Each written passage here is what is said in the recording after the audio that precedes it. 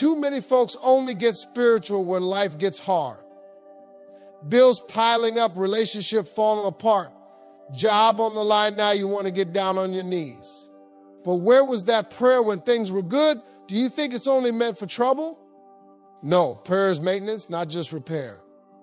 Life is not a fire you only put out when it burns. It's a structure you got to build every day. If prayer is your emergency plan, you are already behind. You don't wait till your car breaks down to check the oil. You keep that thing in shape because you plan on going far. Prayer should be your morning fuel, not your midnight panic. That's the first breath you take before the noise starts. It's how you center yourself before the world gets chaotic, before the email, before the meeting, before the bills. It's God, let's talk. You got to be proactive with faith. Prayer is like brushing your teeth. You do it daily or the rot creeps in.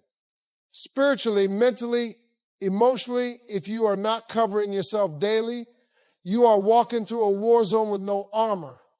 Some folks only pray when they are scared, but real growth, that comes when you pray with peace in your heart and purpose in your spirit. When everything's going right, you still drop to your knees just to say thank you.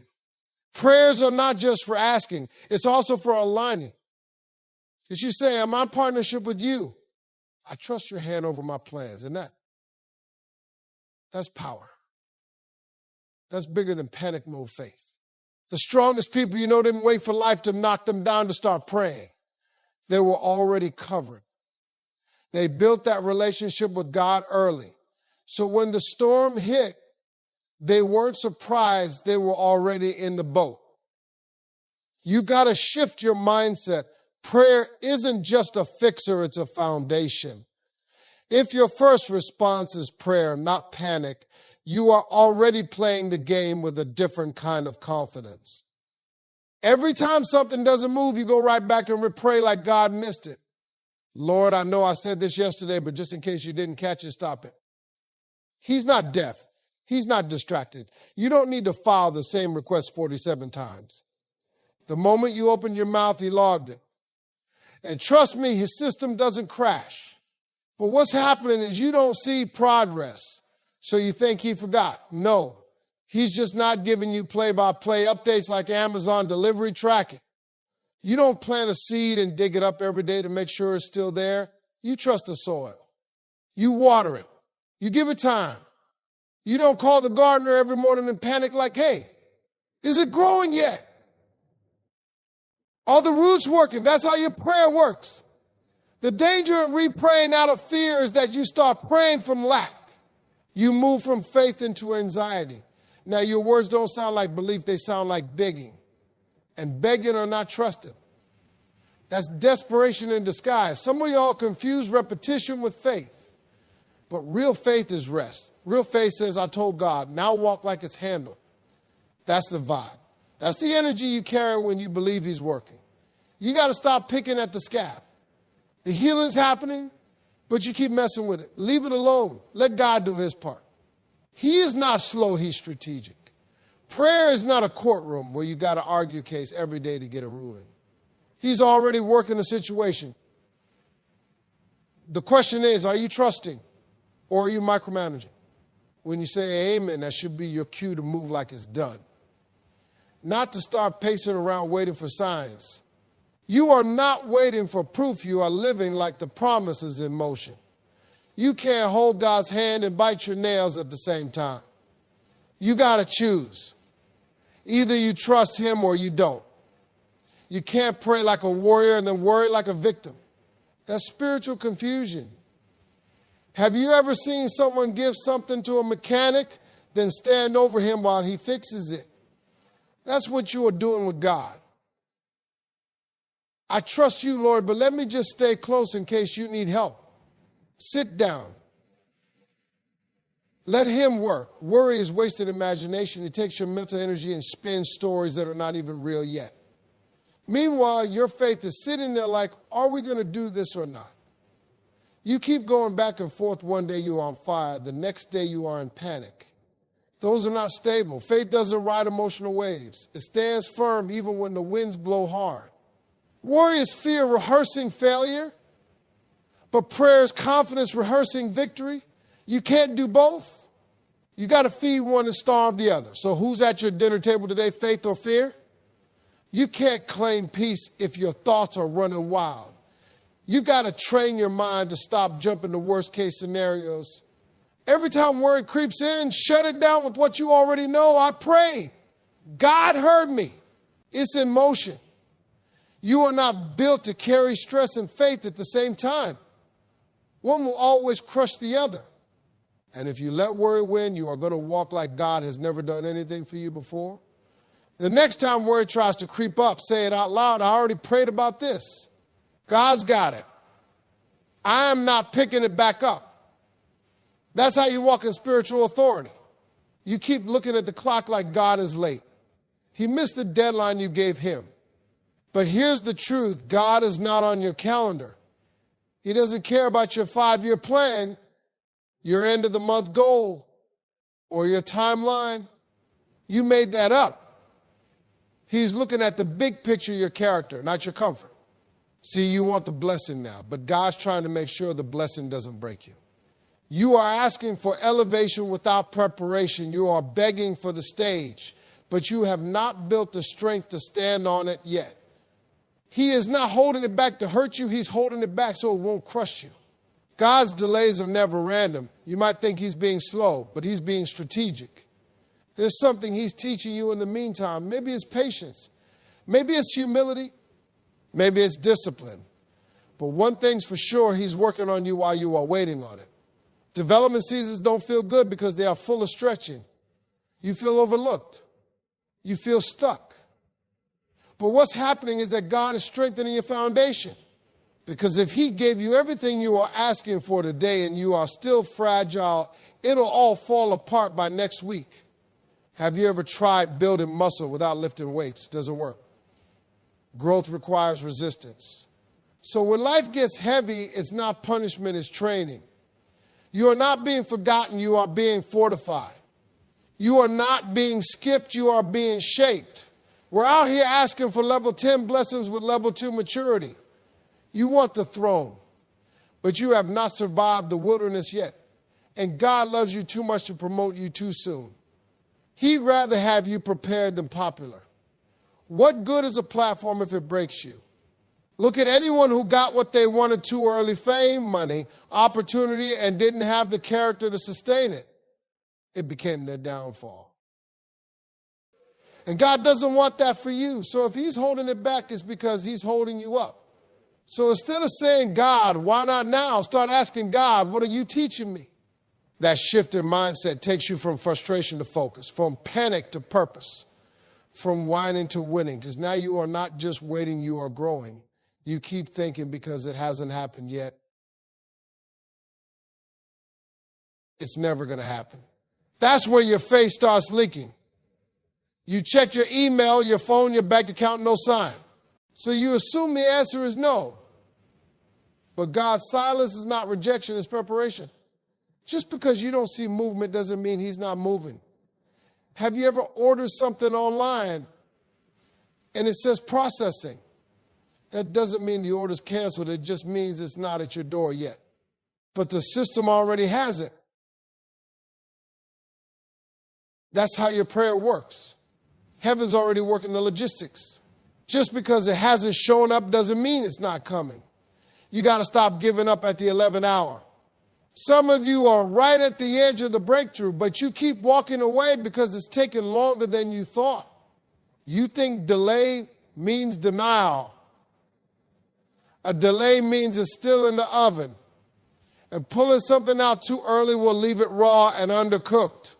Sometimes God holds it back because what you are asking for is bigger than you realize. And anything big takes time. You want something great, then let it bake. You don't rush your masterpiece. You let it develop. Because when it arrives, you don't want it halfway done. Have you ever shown up to a restaurant and had to wait because they were still setting your table? You didn't get mad and leave. You waited because you knew they were preparing something for you. That's how God moves. Sometimes he's just getting your table ready, but you are walking off like the dinner got canceled. Stop throwing tantrums just because you don't like the timing. You are acting like a spiritual toddler. You prayed, but now you want to quit halfway through because the results aren't instant. These are not microwave blessings. This is crockpot breakthrough. It takes time. But when it hits, it's rich. It's right. It lasts. You keep measuring your progress by the calendar, but God measures it by your capacity. Are you ready to handle what you are asking for? Have you built the patience to maintain it, the integrity to protect it, the wisdom to use it? If not, that delay is mercy. So no, the delay is not the denial. It's the development. It's the test before the testimony. It's the wait before the wait. Because when it finally comes, you'll understand exactly why it took so long, and you'll be glad it did. Have you ever gotten so mad at a closed door, you don't even notice the hallway it led you into? You are banging on something that's not open and crying over it, questioning everything, when the truth is that the closed door was the setup. It was divine redirection. God said, not this way, and you took it personally. But he was just rerouting you. Not every door that closes the enemy. Sometimes it's protection. Sometimes it's God saying, if I let you in there, it would have cost you more than you could afford. But because you didn't see the trap behind the door, you saw rejection. God saw rescue. You saw delay. God saw destruction. Think about it. How many times have you looked back and said, thank God that didn't work out? That job, that relationship, that opportunity you wanted is so bad. But now you are glad it didn't happen. That's not a coincidence. That's divine intervention. You were blocked on purpose. But we get so addicted to our plans that we don't leave room for God's protection. You say, Lord, guide me, and then get mad when he guides you away from what you wanted. That's not faith, that's control. And closed doors break that control wide open. It's not fun, but it's necessary. Closed doors are humbling. They remind you that you are not running the show. No matter how much you plan, network, prepare, or hope, if God says not this one, you are going to have to pivot. And in that pivot is your purpose. You just don't see it yet. The danger is when you camp outside a closed door, hoping if you just wait long enough.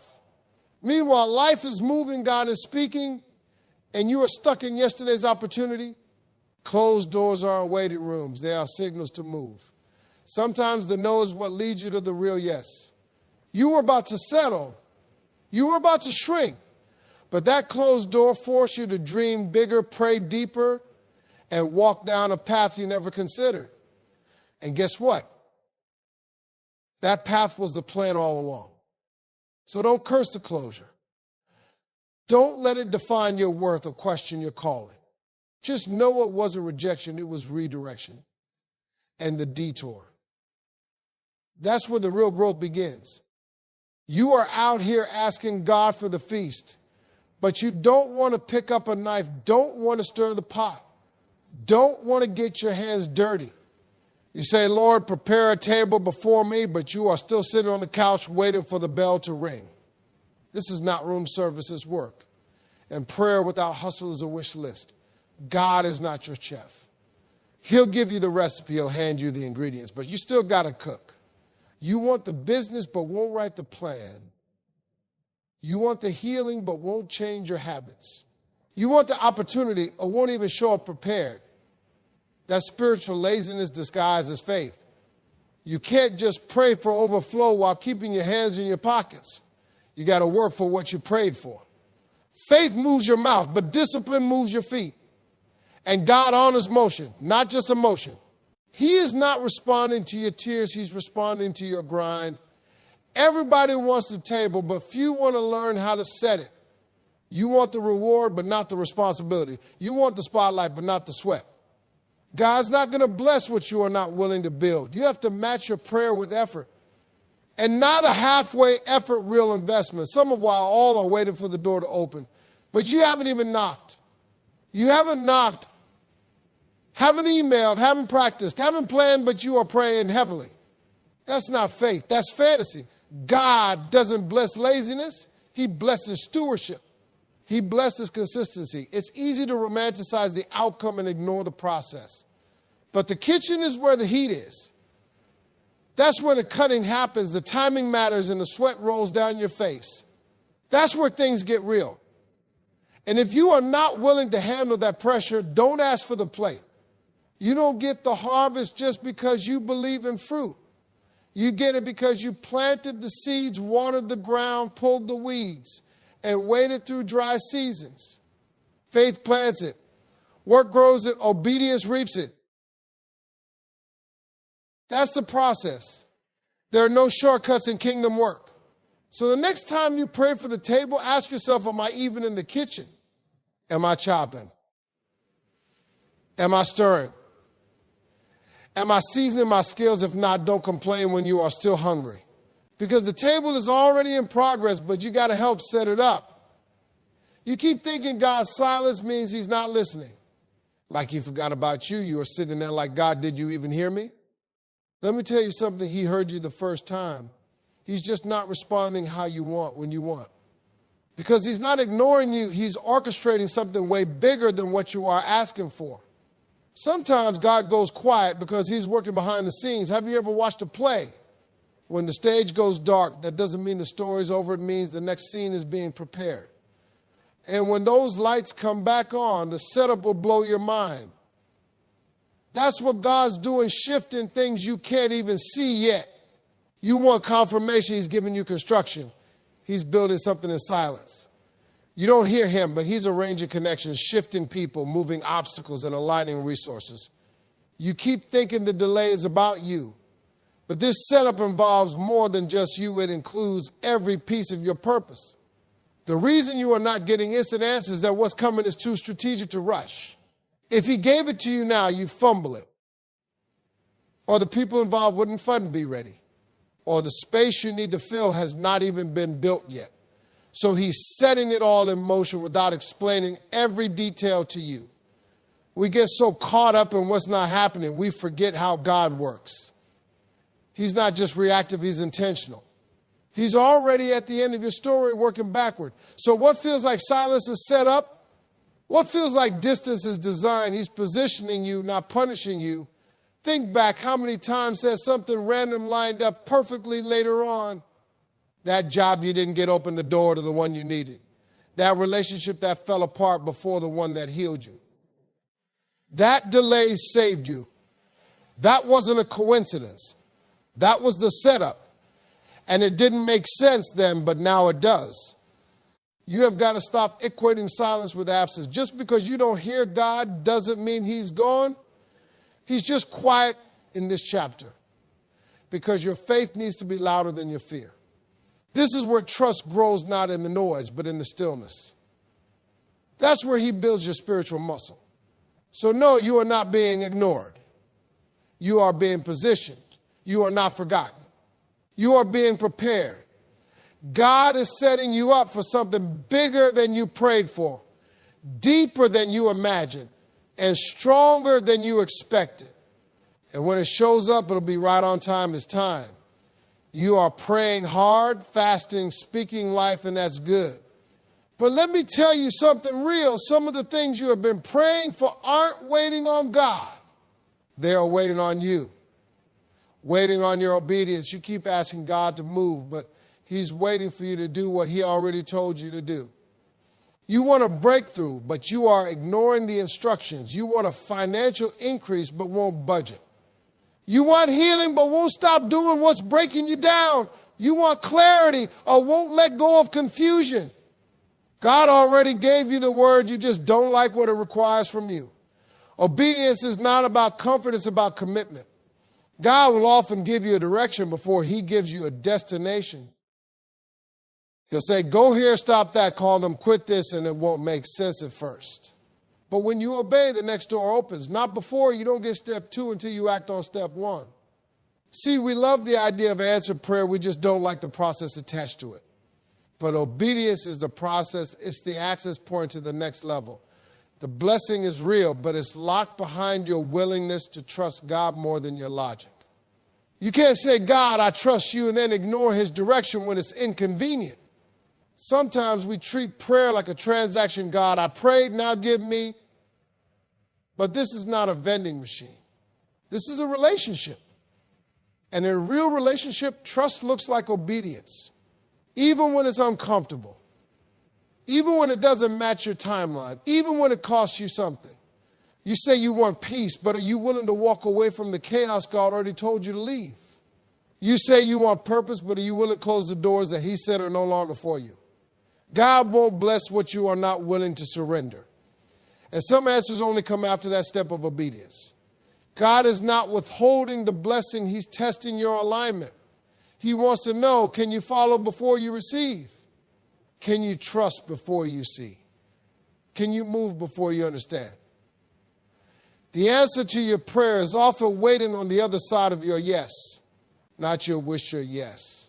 So if it feels like nothing's changing, maybe it's not about praying harder, maybe it's about obeying quicker.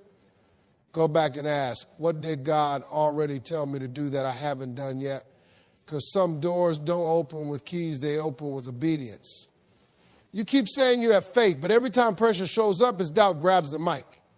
Doubt is the one doing all the talking. Doubt is the one setting the atmosphere in your mind. You are praying with your mouth, but worrying in your heart. And that's why nothing's shifting, because your faith is not leading the conversation.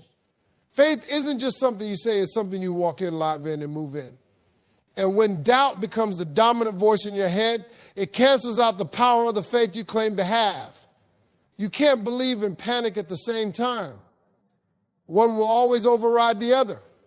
And too many of us are letting fear run the show. Doubt always sounds logical. That's the trap. It tells you to be realistic, careful, and prepared for the worst. But what it's doing is shrinking your expectations. It's killing your imagination. It's making you believe you are protecting yourself. You are limiting God. Because God doesn't move through fear. He moves through faith. You can't get supernatural results with a fearful mindset. That doubt is loud, but it's not wise. It's just scared. And faith doesn't ignore fear and overrules it. Faith says, I see the facts, but I still trust God. Faith says, I don't know how, but I know who. Faith says, even if it looks impossible, I still believe. The truth is, the battle isn't out there, it's in your mind. You have let doubt become the default setting. You pray, but then immediately talk yourself out of what you just asked God for.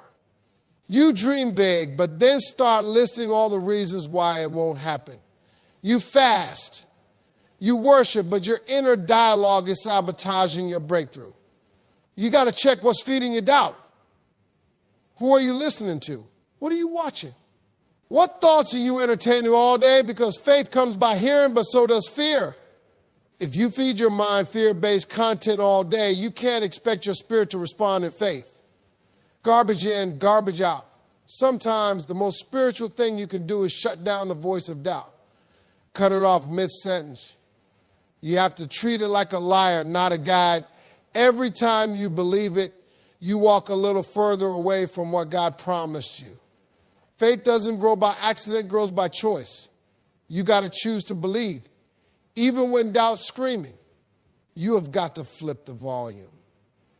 Turn faith up and doubt down. You do that by speaking life, standing on Scripture, and surrounding yourself with people who build your belief instead of feeding your fear. The problem isn't that God isn't speaking, it's that your doubt is too loud to hear him. You keep asking God to show you something, but he's asking you to believe something. You want the writing on the wall, the voice in the wind, the flashing light. You are begging for confirmation, but God is testing conviction. Faith doesn't wait on signs, it walks without them. And that's what God is looking for in you. You say, God, just give me a signal, a dream, a word, something I can hold on to. And God's like, I already gave you the word. I'm waiting to see if you trust me enough to move on it. The walk of faith is not built on visible evidence. It's built on invisible confidence. You don't need another sign. You need a stronger belief. You want proof before the step. But God wants the step before the proof. That's how faith works. If you always need a sign to move, you are not walking in faith. You are walking in fear dressed up as caution. And God doesn't reward caution. He rewards bold, raw, honest trust that moves even when it's unsure. Signs are comfortable. Faith is not.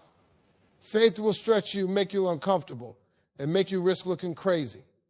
But that's where the growth is. That's where the blessing is. That's where the real you gets uncovered. Because you don't need a sign when you have word. And if God gave you the word, that's enough to walk. The danger is you can get addicted to signs. You can start depending on them more than you depend on God. And now every decision in your life is on hold because you are waiting for some supernatural green light. But God's not in the business of hand holding. He's in the business of maturing. And mature faith doesn't stall every time clarity isn't complete. Some of why all are missing the move of God because you are still waiting for a feeling. But feelings are fragile, can be misread. But faith, real faith, that's solid. That's how Abraham moved. That's how Moses stepped. That's how David stood. They didn't wait for signs, they moved with trust. And God met them on the journey. It's not that God can give you a sign, he just doesn't need to. Because when he sees real faith, that's when he moves. Not when you beg, but when you believe. When you say, God, I don't see it, but I know you are in it. I don't feel it, but I know you are faithful. I don't hear it, but I trust you still. So while you are sitting there asking for a sign, God is scanning your heart for faith. He's checking to see if you'll walk in the dark with nothing but his promise. Because that's when miracles happen, not when you get confirmation, but when you give commitment. Not when the sky cracks open, but when your spirit stands up. Many people remain stuck because they are waiting for the complete blueprint. You want every detail mapped out. You want to know where the money's coming from, who's going to help, what's going to go wrong, and how long it's all going to take. But that's not how God moves. God doesn't drop the whole plan in your lap. He drops the next step. And you have got to be bold enough to take it without needing all the answers. We treat God like a GPS sometimes. We want the full route. We want the estimated time of arrival. We want to see every turn before we even leave the driveway. But God operates more like a compass. He gives you a direction, not a full itinerary. He's saying, start walking and I'll lead you as you go. But most people don't start because they can't see far enough ahead. You are overthinking, overplanning, overanalyzing, undertrusting. You have got vision but no movement. You have got prayers but no motion. Faith isn't about knowing the whole journey. It's about trusting the one who does. And if he gave you the next step, that's all you need to start. You don't need 5 steps, just one. Take that one and let him unfold the rest. When God told Noah to build the ark, he didn't show him the storm first. He just gave him instructions, step by step. Same with Abraham. God told him to go and didn't even tell him where. That's the level of trust God's looking for. Obedience without full disclosure. Movement without a map. Faith without full sight. If you are waiting for clarity, you'll miss the calling. The next step might look small. It might look ordinary.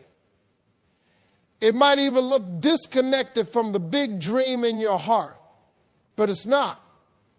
That one step unlocks the next. That one act of obedience sets the path in motion. Some of the biggest doors in your life are waiting on a tiny act of faith. You are looking for fireworks. God's looking for follow through. And let's be real, sometimes D doesn't show you the whole plan because you'd run from it. If you saw everything it would cost, every trial you face, every delay you'd endure, you might quit before you begin. So he hides the details to protect your purpose. He gives it to you in pieces so you don't sabotage what he's building in your life. You have got to learn how to walk with limited vision. How to move when you don't know the outcome. That's real faith. That's grown-up faith. And that's when God starts multiplying your steps, opening doors, and revealing more than you even asked for. Not because you had the whole plan, but because you trusted him with the little you had. So stop waiting for full clarity. Stop saying, I'll move when I understand. Start saying, I'll move because I trust. The next step is the only step you need right now, not next week, not next year, not the big picture, just the next move. Just the next yes. That's the seed. That's the key. That's how faith becomes favor. You prayed for peace and now you sleep through the night, but you forgot you used to cry yourself to sleep. You prayed for a job and now you complain about your meetings. You ask God for a healthy relationship. Now you are nitpicking little things because it's too stable for your drama-addicted past. We don't even realize that what we're living in right now was once a desperate cry from our soul. You begged God to make a way. And he did, but now you have made that break through your baseline. And the moment it becomes normal, you stop treating it like a miracle. That's the trap.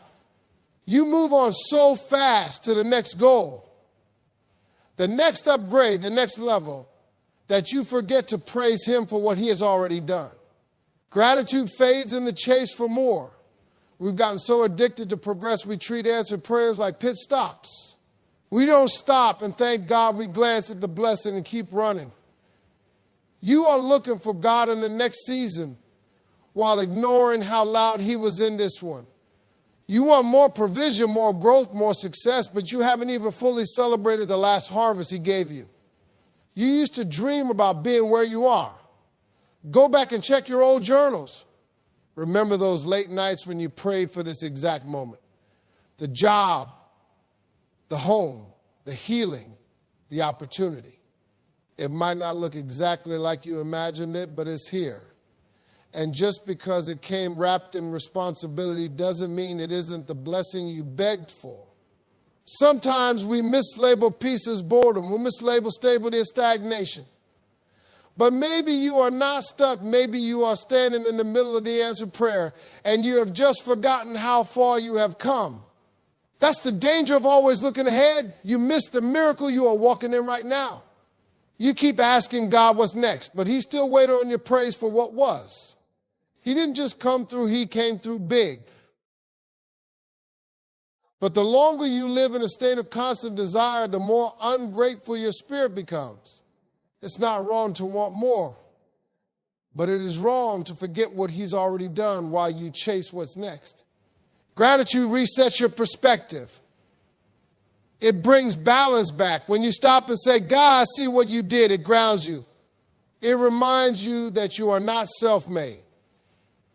It reminds you that blessings don't always feel dramatic sometimes. They just look like peace, growth, or an ordinary day without chaos. That's still his hand. That's still a win. Before you keep pressing for the next level, take a moment. Look around, breathe. This chapter right here might be the very thing you prayed for 5 years ago. You don't need everything to be new for it to be a blessing. Sometimes you just need to recognize what already is. You know those moments when it feels like God has gone silent? You have been praying, fasting, waiting, and nothing. No response. No signs, like your prayers are hitting the ceiling and falling right back down to the floor. And in those moments, it's easy to question if he's even listening. But let me tell you something, just because he's quiet doesn't mean he's absent. God doesn't speak on your schedule. He doesn't shout every time you call. His silence is not abandonment. Sometimes his quietness is a test of your persistence. He's asking, will you still seek me when it feels I'm not answering? The test of faith is not just about how loud you pray, it's about how long you pray, especially when you don't hear a thing. It's in the quiet that your trust is forged. You don't build trust when everything is going your way. You build it in the silence. When there's no immediate reward for your obedience, when you don't hear the yes you are hoping for, when the road feels uncertain, that's when your faith is strengthened.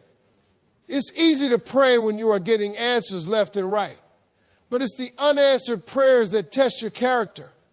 If you think prayer is only effective when you are hearing something back, you have missed the point. Prayer is not just a conversation with God, it's a relationship. And every relationship has its quiet seasons. Just because you are not hearing his voice in the way you want doesn't mean he's not working. God's still moving even in his silence. He's still arranging, still shifting, preparing you for what's next. Some of the most powerful moments of growth come in those seasons of quiet. You are building endurance in the unseen. The process might feel long, but it's preparing you for something bigger than what you can see. When God is quiet, he's often doing something deep inside you that can't be rushed or revealed. It's like a tree growing roots underground before a wind. Don't mistake silence for abandonment. God is still present, even when you don't feel it. His silence doesn't mean his love has faded. It means he's teaching you how to trust when you can't trace him. He's reminding you that faith isn't about feeling, it's about knowing. And even when he's silent, you can still stand firm on what he's already promised you. The key is to keep talking. Keep praying. Keep seeking. When you are in a quiet season, don't pull away from God. And don't shut down your communication with him. Keep asking, keep praising, and keep trusting. His silence is not the end of your prayer life, it's just a pause. And in that pause, he's still listening. He's still answering. You just might not see it yet. Remember, it's the ones who keep talking even when they don't hear back that get the breakthrough. It's the ones who persist, who continue showing up even when it feels pointless, who will see God move in ways they never imagined. So when God's quiet, don't give up. Don't stop speaking to him. Keep your faith in motion. Even when it feels like you are standing still. You don't question your breath, do you? You don't sit there every day wondering, am I going to breathe today? You don't wonder if the air is going to come in or out. You just trust it. You inhale, exhale without hesitation. That's the kind of trust God wants you to have in your prayers. To trust so deeply that you don't even have to question whether he's hearing you or not. When you breathe, you don't demand to see the air. You don't need proof that it's working. You simply trust that your lungs are doing what they were designed to do. You don't analyze it, overthink it, or wait for a confirmation. It's a part of you, a natural process. Your prayers need to be the same way you speak them out. And you trust that God is moving on your behalf, even when you can't see it happening. Think about it. You don't wait for your breath to prove itself before you take the next one. It's automatic. You know that when you inhale, the exhale will follow. That's the kind of assurance God wants from you in your prayers. You speak in faith and you trust the process without needing constant proof or signs. You move forward knowing that the very act of praying is setting things in motion, even when you don't see the immediate result.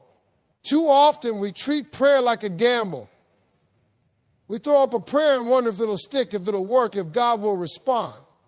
But real faith doesn't operate in doubt. It operates in certainty. Just like you trust that you'll breathe, you have got to trust that when you pray, God is hearing you and something is happening. Every prayer is an exchange of faith, an act of surrender. It's like trusting that the air will fill your lungs even when you can't see it. Imagine if you held your breath every time you prayed, waiting for something to happen before you let it go. That's how many of us treat prayer. We're holding on tight, waiting for an answer. But true trust in God means breathing out that prayer and letting it go.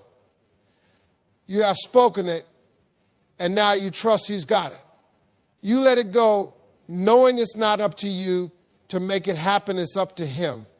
Trusting in your prayers means you don't give up, because the answer isn't immediate. You don't question it just because you can't feel the air filling your lungs right away. You just keep breathing. You keep praying. You keep trusting. You trust that even when you don't see, God is still working.